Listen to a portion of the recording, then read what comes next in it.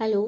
जसं मी तुम्हाला सांगितलं होतं की मी शालेय पुस्तक सामान्य विज्ञान 6वी ते 10वी हे आपण यूट्यूबवर कंप्लीट करणार आहोत प्रिलिम्सच्या दृष्टीने. तर आता आपण सुरू करत आहोत ती सिरीज. तर पहिला टॉपिक आपण बायोलॉजी घेतोय, जीवशास्त्र. त्यातला पण पहिला घटक आहे आपलं पेशी. ठीक आहे, पेशी रचना. तर आज आपण जो डिस्कस करत आहे हे इयत्ता 7वीचं पुस्तकाचं पेशीवरचा लेक्चर आहे. ठीक आहे, 11वा प्रकरण. ओके. तर पेशी आणि बघा, मी घेत असताना जे महत्त्वाचे पॉईंट्स आहे जे समजवण्यासारखे आहे आणि परीक्षेला महत्त्वाचे आहे ते आपण अंडरलाईन करून समजून घेणार. ओके. तर सुरुवात करूयात. पेशी काय असते? पेशीमय रचना हे सर्व सजीवांचे प्रमुख लक्षण आहे. हे बरोबर आहे. बघा, सगळे जे सजीव म्हणजे सूक्ष्म जीवापासनं मोठे जे पण सजीव आहे, प्रत्येक सजीव हे कशाने बनलेला असतो आहे? पेशीने. पेशी हा सर्व सजीवांचा रचनात्मक व कार्यात्मक असा मूलभूत घटक आहे. हे आपण आता पुढे एक आकृतीवरनं समजून घेणार. इथे बघा, तुम्ही पेशी दिसते तुम्हाला ही की पेशींच्या समूहाला आपण काय म्हणतो? ऊती. ऊतींपासून काय तयार होते? इंद्रिय. आणि इंद्रिय, सगळे इंद्रिय मिळून काय तयार होत असतो? इंद्रिय संस्था. त्यापासून आपलं काय होतं? पूर्ण शरीर तयार होत असतो. ठीक आहे. म्हणजेच काय, या पेशीमुळेच आपल्याला एक पूर्ण शरीराची एक रचना प्राप्त झालेली असते. आणि ह्या सगळे इंद्रिय जे पण आहे, इंद्रिय संस्था, हे आपल्या शरीरातले विविध कार्य करत असतात. ठीक आहे. म्हणजेच हे तयार करण्यासाठी पूर्ण रचना पण आणि विविध कार्यात्मक घटक तयार करण्या मूलभूत कोण आहे? पेशी आहे. म्हणून आपण पेशीला काय म्हणतो? पेशी. आता परत आपण वरती जाऊयात, पुढचं वाक्य बघूयात. पेशी हे काय आहे? सर्व सजीवांचा रचनात्मक व कार्यात्मक असा मूलभूत घटक आहे. क्लिअर? ओके. आता पुढे जाऊयात. रॉबर्ट हुक बद्दल आहे. बघा, एवढ्या गुलाबी रंगाचा तक्ता जो दिसतो आहे ना, याच्यामध्ये आता तुम्ही 4 शास्त्रज्ञाचे नाव बघणार आहेत. तर हे व्यवस्थित लक्षात ठेवणार तुम्ही. एक्झाम पॉईंट ऑफ व्ह्यू खूप महत्त्वाचं आहे. ठीक आहे. आता इथे बघणार रॉबर्ट हुक हे जे आहेत, हे रॉबर्ट हुक आहे. यांनी 1665 मध्ये 1665 मध्ये बूचच्या झाडाचा पातळ काप घेऊन तो सूक्ष्मदर्शकाखाली पाहिला. तेव्हा त्याला कापामध्ये मधमाशीच्या पोळ्यातील कप्प्याप्रमाणे रचना दिसून आली. या कप्प्यांना त्याने पेशी हे नाव दिले. सेल म्हणजेच कप्पे. लॅटिन भाषेत सेला म्हणजे लहान खोली होय. रॉबर्ट हुकने बघा कोणत्या झाडाचं 1665 मध्ये बूचच्या झाडाचं मायक्रोस्कोपच्या खाली अभ्यास केलं. आणि ते मायक्रोस्कोपमध्ये खाली बघत असताना त्याला मधमाशीचं पोळ, आता आपल्याला माहिती आहे कसा दिसतो, त्या प्रकारची रचना त्याला बघायला भेटली. बघा, इथे डायग्राममध्ये पण आहे, ते बघून घेणार.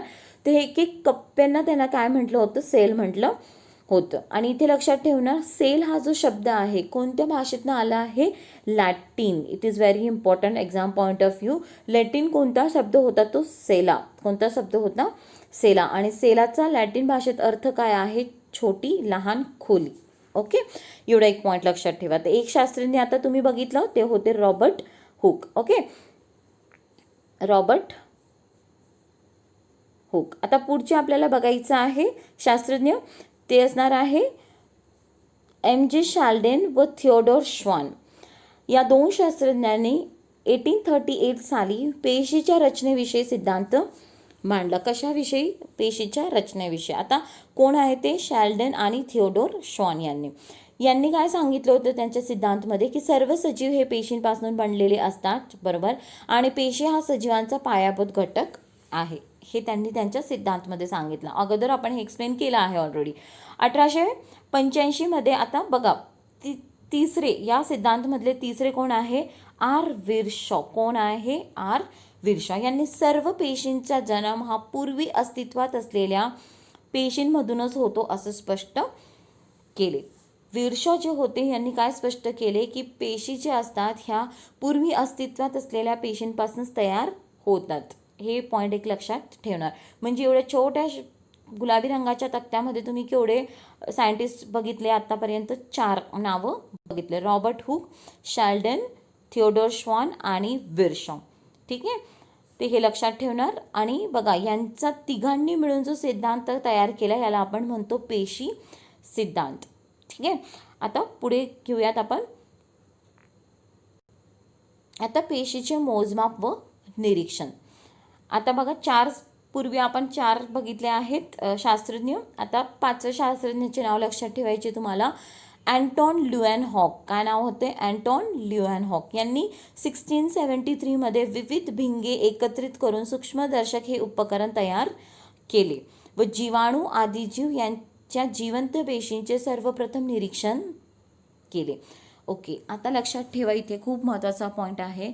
जे पण रॉबर्ट हुक होते, ठीक आहे, यांनी सर्वात प्रथम जो आपण बघतो की पेशीचा शोध कोणी लावला, रॉबर्ट हुकने. ओके, पण रॉबर्ट हुकने ज्या पेशींचा शोध लावला त्या पेशी कशा होत्या, मृत पेशी, ते आर डेड सेल्स. ओके, पण अँटॉन ल्युएनहॉक जे होते यांनी जिवंत पेशीचा सर्वप्रथम अभ्यास केला. तर जिवंत पेशींचा शोध कोणी लावला, तर ते कोण होते, अँटॉन ल्युएनहॉक. आणि त्या जिवंत पेशी कोणत्या त्यांनी शोधून काढल्या होत्या, जीवाणू म्हणजेच बॅक्टेरिया आणि आदिजीव म्हणजेच प्रोटोझोआ. हे पॉईंट लक्षात ठेवणार तुम्ही. आणि एक पॉईंट इथे एक्स्ट्रा लक्षात ठेवायचा की अँटॉन ल्युएनहॉकला काय म्हटलं जातं, फादर ऑफ मायक्रोबायोलॉजी, सूक्ष्म जीवशास्त्राचे जनक यांना म्हटलं जातं. आता पुढे, पेशी अत्यंत सूक्ष्म असतात, बरोबर, नुसत्या उघड्या डोळ्यांनी त्या आपल्याला दिसत नाही. पेशीच्या आकारमानाचे मोजमाप मायक्रोमीटर आणि नॅनोमीटर ह्या एककाचा वापर करून केला जातो. ते मोजायसाठी कोणता एकक वापरतात, इतके सूक्ष्म असतात तर मायक्रोमीटर किंवा नॅनोमीटर. पेशी निरीक्षणासाठी संयुक्त सूक्ष्मदर्शकाचा वापर केला जातो. संयुक्त सूक्ष्मदर्शक म्हणजेच काय, कंपाऊंड मायक्रोस्कोप. विविध खूप लेन्सचा वापर केला जातो, एक सिंगल लेन्स नाही वापरत, जास्त एकपेक्षा जास्त लेन्स वापरतात, म्हणून याला आपण म्हणतो कंपाऊंड मायक्रोस्कोप. ज्यामध्ये भिंगामुळे काचपट्टीवरील वस्तू कित्येक पट मोठी दिसते. लक्षात आलं, कंपाऊंड मायक्रोस्कोप. ते युनिट काय असतं यांचं, पेशीचा आकाराचं मायक्रोमीटर आणि नॅनोमीटर मेजरमेंट. ओके, आता पुढे आपण जाणार. इथे हे बघा तुम्ही युनिट दिलं आहे, 1 सेंटीमीटर इज इक्वल टू किती असतं आहे, 1000 मिलीमीटर. 1 मिलीमीटर म्हणजेच 1000 मायक्रोमीटर, 1000 मायक्रोमीटर. आणि 1 मायक्रोमीटर म्हणजेच काय, 1000 नॅनोमीटर. आता इथे लक्षात ठेवणार, जो पण आपला पोलिओ व्हायरस, ठीक आहे, पोलिओ व्हायरस जो आहे याचा आकार केवढा आहे, याचा आकार असतो 28 नॅनोमीटर. केवढा असतो आहे, 28 नॅनोमीटरमध्ये आहे ते, ठीक आहे. जे आपले काही जीवाणू आहेत त्यांचा आकार केवढा असतो आहे, ते असतात आहे 100 मायक्रोमीटर, 100 मायक्रोमीटरपर्यंत. ओके, ठीक आहे. आता पुढे जाऊयात. ओके, हा घटक काही आपल्याला एक्झाम पॉईंट ऑफ व्ह्यू काही महत्त्वाचा नाही आहे. आता हा इम्पॉर्टंट आहे. ओके, पेशींचा आकार, size of the cells. Size नाही, ॲक्च्युली याला आपण शेप म्हणूयात. साईज आपण पूर्वी बघितलं, आता शेप ऑफ द सेल्स. सजीवांच्या पेशींचा आकारात विविधता असते, बरोबर. पेशी सगळ्या विविध आकाराच्या असतात, एक पण शेप त्यांचा सारखा राहत नाही. त्यांचा आकार हा प्रामुख्याने, हा पॉईंट लक्षात ठेवणार तुम्ही, प्रामुख्याने कार्याशी निगडीत असतो. यात आढळणाऱ्या पेशींचे विविध आकार खाली दर्शवले आहे. ठीक आहे, तुम्हाला कधी विधान आले का पेशी विविध आकारात आढळतात, दुसरं विधान असेल आकार हा प्रामुख्याने कार्याशी निगडीत असतो, तर हे दोघं विधान बरोबर आहे. ठीक आहे, आता इथे एक्झाम्पल आपण घेऊयात. अमिबा कसा दिसतोय तुम्हाला, त्यांना एक स्पष्ट आकार नसतो अमिबाला, ठीक आहे, आकार हे नसतो तो. आणि त्याला बघा हे पायासारखी रचना दिसते तुम्हाला, हे भाग, ह्याला आपण म्हणतो सुडोपोड्स. काय म्हणतात, सुडोपोड. हे काय करतात, जेव्हा त्यांना अन्न कुठे दिसत असेल, ठीक आहे, तर ते काय करतात, हे जे भाग आहे सुडोपोड्स हे लांब करतात आणि त्यांचं अन्न खेचून घेतात अमिबा. आता रक्तपेशी बघा, तांबड्या रक्तपेशी, RBCs, रेड ब्लड सेल्स, ह्या कशा दिसतात तुम्हाला, खोलगट भाग दिसतोय प्लेटच्या मध्ये, याला आपण म्हणतो बायकॉन्केव्ह. का, कारण यांच्यामध्ये न्यूक्लियस राहत नाही, केंद्रक राहत नाही RBC मध्ये, आणि हे रक्तवाहिन्यांमधनं एकदम सुरळीत व्हायला पाहिजे म्हणून त्यांचा असा आकार राहतो. ओके, त्याच्यानंतर बघा इथे पुढच्या पृष्ठभागावरील पेशी, ठीक आहे, आपली जी पण त्वचा आहे किंवा आपल्या जे पण रक्तवाहिन्या आहेत, हे सगळे ज्या पेशींनी बनलेले असतात ह्या प्रकारच्या आहेत. ठीक आहे, त्याच्यानंतर आता आपण पुढे बघणार मेदपेशी. ओके, ह्या प्रकारच्या आहे, कारण इथे हा सगळं मेद स्टोअर झालेला असतो, फॅट्स. ओके, अंडपेशी, एग. स्नायूपेशी बघा, स्नायू ज्या पेशींनी बनलेल्या असतात, ठीक आहे, हे अशा पद्धतीचे असतात, लांब, स्पिंडल शेप. अस्थिपेशी. त्याच्यानंतर हे आहे शुक्राणू, स्पर्म्स. आकार बघा त्याचा, ठीक आहे, सर्पिलाकार आहे अशा पद्धतीचा. आणि ही आहे आपली चेता पेशी. प्रत्येकाच्या कार्यानुसार त्यांचे शेप्स आहे. ओके, आता पुढे बघणार आपण गोलाकार, दंडाकार, स्तंभाकार, सर्पिलाकार, अंडाकृती, आयताकार अशा विविध आकारांच्या पेशी आढळून येतात. आता आपण बघितलं बघा, इथे एक्झाम्पल दिसतंय तुम्हाला. गोलाकार मेदपेशी आहे, अंडपेशी गोलाकार आहे, है ना. दंडाकार ही दंडाकार आहे स्पायरोगराची, ठीक आहे. सिलेंड्रिकल, सर्पिलाकार शुक्राणुपेशी आहे, ठीक आहे. ते हे विविध आकार आहेत. आता बघा पुढे, सजीवांच्या जीवनक्रिया घडून येण्यासाठी पेशीमध्ये विविध घटक अस्तित्वात असतात. ओके, विविध घटक काय असतात? अस्तित्वात असतात. या घटकांनाच पेशी अंग, एक मिनटं, आता सजीवांच्या जीवनक्रिया घडून येण्यासाठी पेशीमध्ये विविध घटक अस्तित्वात असतात. ओके, आता लक्षात ठेवा, जसं आपलं शरीर आहे, आपल्या शरीरात विविध प्रकारचे अवयव आहे. जसं हृदय आहे, फुफ्फुस आहे, आतड्या आहेत, लिव्हर आहेत किडनी आहेत. ही विविध कार्य करत असतात आणि त्यामुळे आपलं शरीर चालत असतं. तसंच जे पण आपल्या पेशी असतात, पेशी यांची क्रिया घडवण्यासाठी पेशीच्या आतमध्ये पण काही अवयव असतात, ज्याला काय म्हणतो आपण? अंगके. काय म्हणतो? अंगके. तर या घटकांनाच पेशी अंगके म्हणतात. या अंगकाचा सविस्तर अभ्यास करण्यासाठी इलेक्ट्रॉन सूक्ष्मदर्शक वापरतात, कारण यांच्या सहाय्याने अतिसूक्ष्म घटकाच्या प्रतिमेचे वर्धन म्हणजेच एनलार्ज, मॅग्निफिकेशन होऊन 2 अब्जपट मोठी प्रतिमा अभ्यासता येते. आता आपण बघितलं ना इतक्यातच जस्ट की पेशीचाच आकार केवढा असतो? मायक्रोमीटर किंवा नॅनोमीटरमध्ये, एवढे ते सूक्ष्म असतात. आता या पेशीतली अंगके अजून किती सूक्ष्म असणार? अतिशय जास्त सूक्ष्म असतात. तर त्यांचा आपण अंगकांचा पण अभ्यास करण्यासाठी आपल्याला इलेक्ट्रॉन मायक्रोस्कोप वापरावा लागतो. कोणता? Electron microscope. अगोदर आपण संयुक्त कंपाऊंड बघितला होता. अत्यंत सूक्ष्म बघण्यासाठी आपण काय बघतो? इलेक्ट्रॉन सूक्ष्मदर्शक. ओके, आणि याच्या सहाय्याने आपण 2 अब्जपटपर्यंत मोठी प्रतिमा अभ्यास करू शकतो. ओके, आता पुढे बघूयात. प्रामुख्याने या पेशीचे वनस्पती व प्राणी पेशी असे 2 प्रमुख प्रकार पडतात. ओके, आता इथे बघणार जे आपण पेशी याचे 2 प्रकार, वनस्पती आणि प्राणी पेशी. वनस्पतीच्या पेशी, प्राणी पेशी. या पेशी पटलांच्या सहाय्याने बनलेल्या विविध अंगकांचे अंतर्भाव तयार झालेले असतात. आणि या पेशींमध्ये बघा, वनस्पती आणि प्राणी पेशींमध्ये आतमध्ये विविध अंगके असतात. ठीक आहे. वनस्पती पेशीच्या भोवती स्वतंत्र पेशी भित्तिका असते, त्यामुळे त्यांना विशिष्ट आकार प्राप्त होतो. ज्या पण प्लांट सेल्स असतात, वनस्पती पेशी असतात, यांचं बाह्य आवरण जे असतो आउटसाइडर सगळ्यात, ते कशाने बनलेलं असतं? सेल वॉलने. पेशी इथे बघा, पेशी भित्तिकाने बनलेला असतो, त्याच्यामुळे त्यांना एक विशिष्ट आकार असतो. पण पेशी भित्तिका प्राणी पेशीमध्ये आढळत नाही. ॲनिमल सेल्समध्ये सेल वॉल राहत नाही, हे लक्षात ठेवा. त्याचप्रमाणे वनस्पती पेशीत मोठ्या आकाराच्या रिक्तिका आढळतात. पुढे आकृतीमध्ये कळेल. या सर्वांना दृश्य केंद्री युकॅरियोटिक सेल आहे असं म्हणतात. बघा, प्राणी पेशीला पण आणि वनस्पती पेशीला पण काय म्हटलं जातं? युकॅरियोटिक सेल्स. युकॅरियोटिक का? कारण या दोघं पेशींमध्ये विविध अंगके असतात. यांच्यामध्ये जो केंद्रक असतो हा पूर्ण विकसित असतो, त्याच्यामुळे याला आपण म्हणतो युकॅरियोटिक, दृश्यकेंद्री पेशी. ओके, आता पुढे बघूयात. ही डायग्राम बघा तुम्ही आता. ठीक आहे, डायग्राममध्ये बघणार ही काय आहे? वनस्पती पेशी. ही आहे आपली प्राणी, इकडची आहे प्राणी पेशी. ओके, आता इकडे बघणार, ह्या पेशींमध्ये बघा, दोघांमध्ये तुम्हाला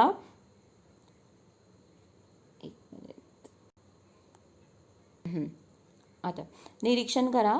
इथे काय दिसतंय तुम्हाला? पेशी भित्तिका. ओके, पण ही आपली प्राणी पेशी आहे, इकडची ही वाली प्राणी पेशी आहे. इकडे पेशी भित्तिका आपल्याला बघायला भेटणार नाही, कारण प्राणी पेशीमध्ये पेशी भित्तिका राहत नाही. दुसरं जे प्राणी पेशीमध्ये राहत नाही ते आहे हरित लवके. इकडे तुम्हाला प्राणी पेशीमध्ये हरित लवके बघायला भेटणार नाही, कारण हरित लवके म्हणजेच काय? प्लास्टिड्स. यांच्यामध्येच क्लोरोफिल पिगमेंट्स किंवा इतर जे पिगमेंट्स असतात हे असतात, आणि त्याच्यामुळे वनस्पतीला विविध रंग प्राप्त होतो. तसंच दुसरं आपण बघणार व्हॅक्यूल, रिक्तिका. हे काय आहे? व्हॅक्यूल. हे बघा, दिस पार्ट, हे जे भाग आहे काय आहे? रिक्तिका. आता बघा, डायग्राम आकृतीवरूनच तुम्हाला कळत असेल का वनस्पती पेशीचा जो व्हॅक्यूल आहे, रिक्तिका आहे, ते मोठं आहे कम्पेअर टू प्राणी पेशी. ह्याला कारणं आहेत का ह्याचं वनस्पतीचं मोठं असतं. का? कारण वनस्पती अन्न साठवून ठेवतो, तसं प्राणीच्या पेशी ज्या असतात हे अन्न साठवून ठेवत नाही. दुसरी गोष्ट, हे अन्न का साठवून ठेवतात? कारण वनस्पती ही एकाच ठिकाणी असते. प्राणी जे असतात हे फिरू शकतात. ठीक आहे. समजा काही वेळेस आवर्षण आलं किंवा वनस्पतींना वेळेवर पोषक आहार भेटला नाही, सूर्यप्रकाश नसेल किंवा मृदा सुपीक नसेल किंवा पाण्याचा अभाव झाला, तर वनस्पती काय करते की त्यातला जो पण रिक्तिकामध्ये जो पण अन्न साठवलं आहे त्याचा वापर करते. यात रिक्तिकामध्ये अन्न आणि पाणी साठवलेले असतं. तसं प्राणीपेशीमध्ये आपल्याला एवढी गरज पडत नाही. तिसरी, जे पण वनस्पती असते ही तुम्हाला टवटवीत दिसते, एक खुबी दिसते तुम्हाला. ठीक आहे. का? कारण की या व्हॅक्यूलमुळे. का? कारण या व्हॅक्यूलमुळे एक प्रेशर क्रिएट होतो सेलमध्ये.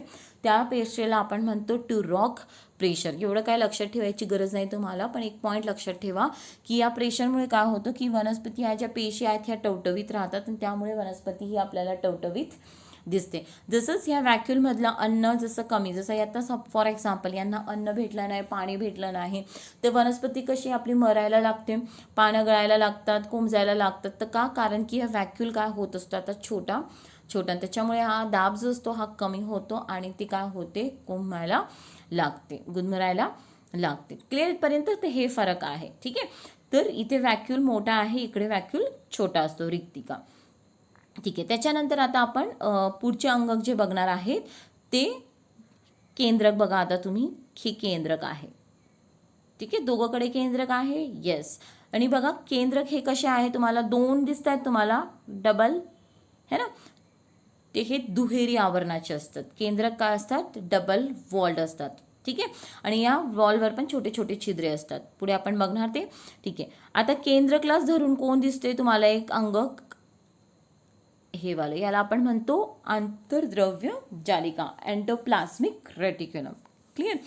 ओके. त्याच्यानंतर एक आपल्याला बघायचं आहे एक भाग कोशांसारखा इथे दिसतो आहे. दिस इज गॉल्गी पिंड. हे पण गॉल्गी पिंड, गॉल्गी कॉम्प्लेक्स. क्लिअर.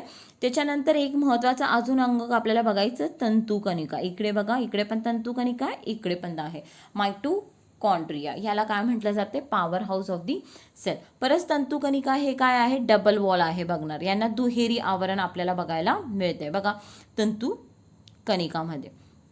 ओके. तर दुहेरी आवरणाचे बघा इथे कोणते अंगक बघायला मिळते तुम्हाला, तंतुकणिका, इकडे प्लास्टिड्स आणि एक म्हणजेच न्यूक्लियस. ओके. इकडे पण न्यूक्लियस आणि तंतुकणिका, हे काय आहे, दुहेरी आवरणाचे. ओके. आता पुढे जाऊयात. ओके. आता हा तक्ता पण आपल्याला महत्त्वाचा आहे. पेशीभित्तिका.